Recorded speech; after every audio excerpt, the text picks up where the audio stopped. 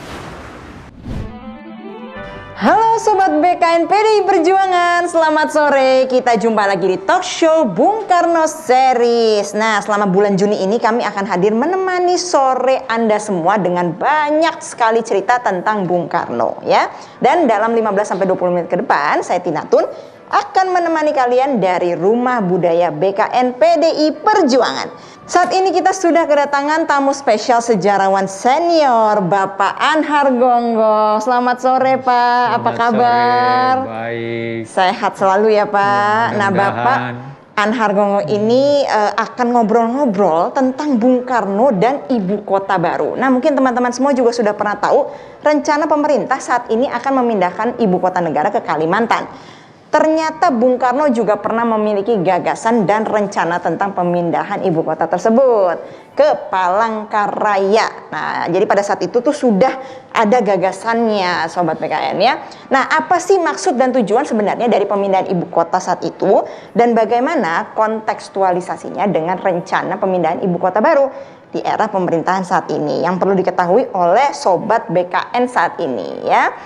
Baik Pak Anhar, langsung aja nih kita ngobrol-ngobrol ya Pak ya. Silakan. Saya ingin tanya Pak, sebetulnya kalau pada saat zaman Bung Karno itu kan sudah pernah ada gagasan pemindahan ibu kota. Nah sebetulnya pada saat itu pemikiran dan landasan itu seperti apa sih Pak dari Bung Karno? Ya, jadi Bung Karno itu memang begini latar belakangnya. Sebenarnya Bung Karno itu membangun Jakarta juga banyak sekali sebagai ibu kota. Rancangan-rancangan yang dilaksanakan adanya jalan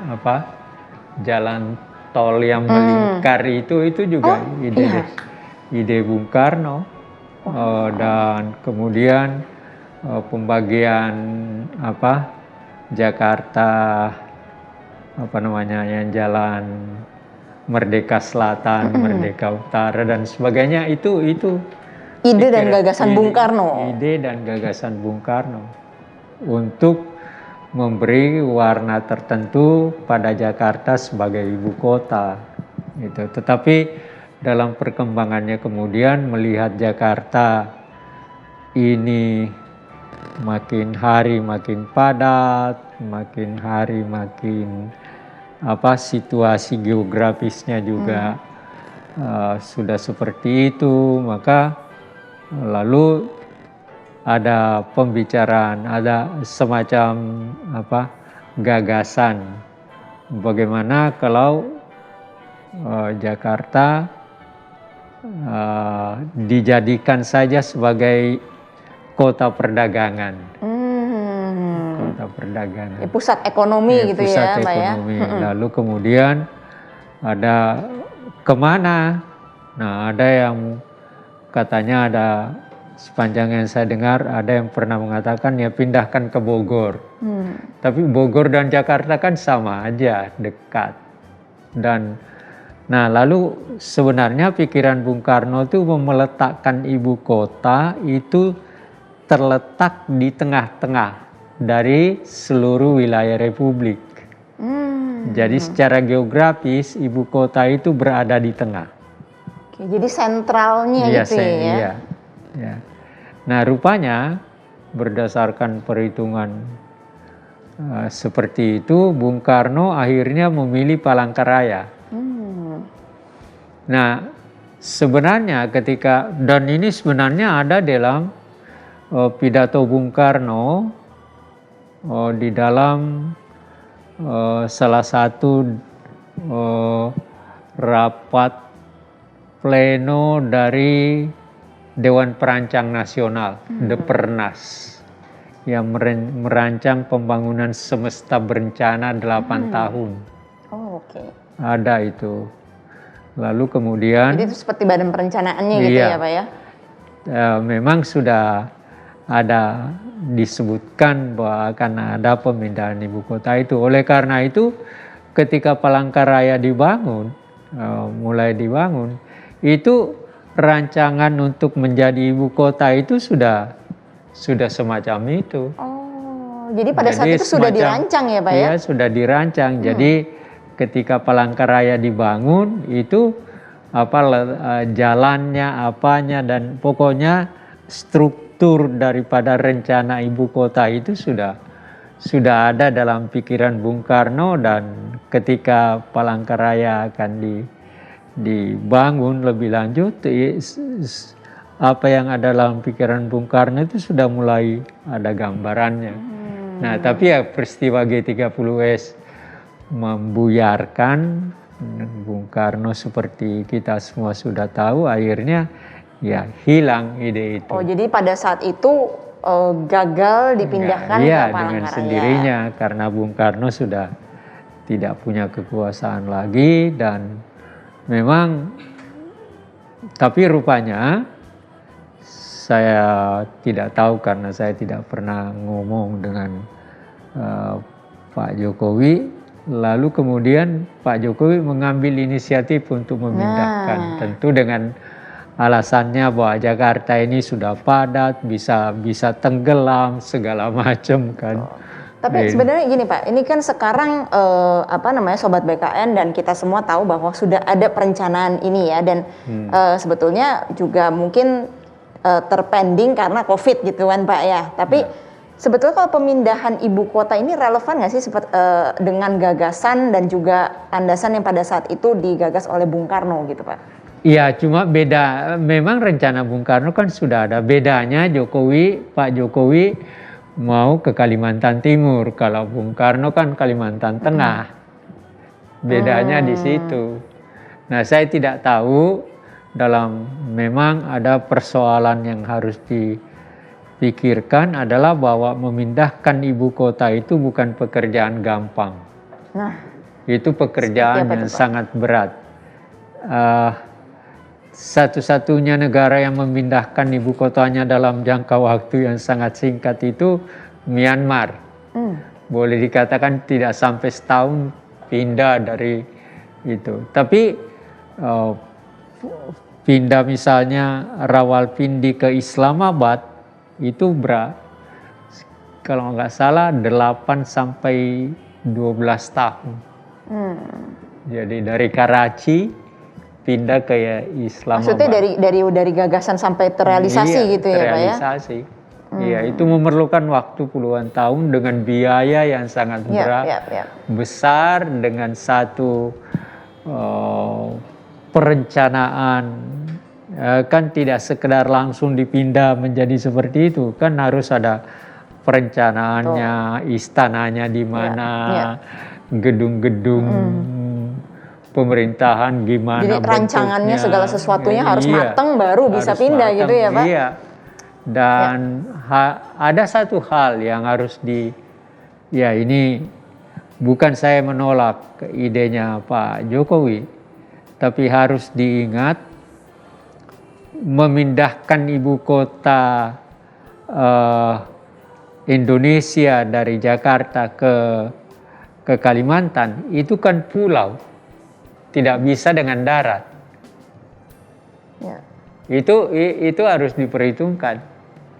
Bahwa pemindahan ini beda misalnya dengan negara lain yang darat. Jadi bisa dengan kendaraan darat. Kalau kita tidak mungkin. Jadi dari Jakarta ke Palangkaraya ya pesawat. Gitu. Jadi ada faktor-faktor semacam itu yang harus diperhitungkan betul. Belum lagi dalam keadaan pandemi sekarang, dalam keadaan dalam keadaan kita memerlukan berbagai hal untuk yang menuju kepada satu bentuk kesejahteraan yang lebih tinggi dan sebagainya, dan pasti ini memerlukan biaya yang tidak sedikit. Itu yang harus itu artinya dan itu pasti tidak akan selesai dalam jangka waktu 3 tahun. Tidak mungkin selesai dalam jangka waktu. Jadi memang banyak faktor yang menjadi harus pertimbangan dari presiden ya untuk memindahkan ibu kota. Harus menyediakan waktu sekitar 10 tahun minimal. Karena kan kondisi geografisnya Indonesia beda dengan yang lain. Yaitu tadi, you bayangkan kalau misalnya kita harus memindahkan macam-macam hal dengan pesawat terbang, dengan pesawat, kan beda kalau dengan kereta api, Betul. beda dengan kalau kendaraan darat. Ini kan hal yang harus diperhitungkan juga. Ya. Tapi ini tidak berarti bahwa saya menolak ide Pak Jokowi, sama sekali tidak. Saya cuma Intinya sebagai lebih perlu dimatangkan gitu ya, Pak ya? seorang yang kebetulan belajar sejarah, belajar geografi, belajar antropologi, ya saya melihat beberapa hal seperti itu. Baik. Nah, Pak, mungkin kalau dari sisi sejarah nih, Pak ya, ada yang bilang bahwa rencana pemindahan ibu kota pada saat era Bung Karno itu karena bangunan Istana Merdeka itu peninggalan kolonial. Nah, itu benar atau enggak tuh, Pak, sebetulnya? Ya, kalau dari segi itu bisa aja Bung Karno menganggap bahwa Jakarta ini seperti tadi saya katakan, ibu kota Jakarta ini kan dari Jayakarta, kemudian jadi Batavia, ya kan? Dan kemudian diambil dari Jayakarta itu disingkat menjadi Jakarta kan. Nah, lalu kemudian tentu saja istana yang ditempati sekarang sebagai istana negara itu istananya Gubernur Jenderal Belanda. Iya kan? Jadi kalau alasannya seperti itu ya bisa aja. Jadi mungkin juga ya pada saat itu. Iya, Bung Karno kan memang dari situ dikenal juga ya. sebagai seorang yang anti penjajah sedemikian rupa, tetapi membangun sebuah istana baru juga bukan pekerjaan yang mudah. Maka dan sudah tersedia sebuah bangunan begitu besar dan indah dan memang merupakan istana bagi Gubernur Jenderal yang posisinya juga penguasa seluruh Indonesia. Itu. Jadi maka istana negara dan istana yang dimiliki sekarang dan ditempati oleh presiden kita, ya menurut saya wajar aja karena memang bangunan itu juga memang bangunan yang dimaksudkan untuk kepala dari seluruh penguasa wilayah penjajah Indonesia yang bernama Gubernur Jenderal. Luar biasa. Yang pastinya kita berharap bahwa gagasan dan ide Bung Karno pada saat itu bisa kita lanjutkan, tapi dengan konsep yang tadi seperti Pak Anhar bilang juga sudah matang ya Pak ya untuk pemindahan ibu kota. Saya betul-betul mengharapkan jangan melangkah sebelumnya sematang mungkin, karena begitu terpatahkan di tengah jalan, wah kacau. Dan yang kasihan nanti Pak Jokowi karena tidak bisa lagi ikut cawe-cawe kan, karena kan 3 tahun lagi. Dan seperti saya katakan, untuk pemindahannya paling tidak mungkin makan waktu 10-15 tahun dengan biaya yang sedemikian besar. Luar biasa sekali cerita dan juga perspektif yang disampaikan oleh Pak Anhar. Terima kasih banyak Pak sudah berbagi dan juga ini menambah wawasan kita semua Sobat BKN. Dan ini salah satu puzzle Bung Karno yang mungkin banyak orang tidak tahu. Jadi terima kasih sekali lagi sudah meluangkan waktu Pak Anhar di BKNP PDI Perjuangan. Nah, teman-teman semua yang penasaran atau punya perspektif lain atau mungkin bisa request tema lain, boleh juga nih share ya dan juga komen di bawah ini. Dan jangan lupa buat like dan subscribe di channel BKNP PDI Perjuangan biar kontennya makin berkembang dan juga yang pastinya kita bisa ketemu lagi di kemudian hari. Sampai jumpa lagi ya semua Sobat BKN di konten selanjutnya. Stay safe guys, salam sehat dan juga merdeka!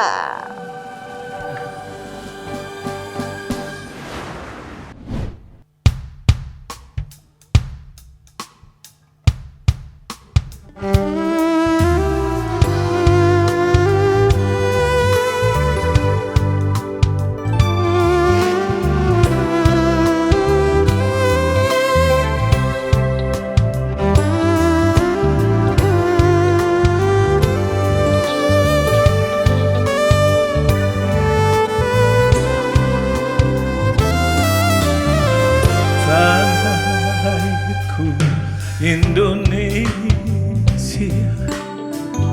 negeri yang amat ku cinta, tanah tumpah darahku yang mulia, yang ku puja sepanjang masa, tanah air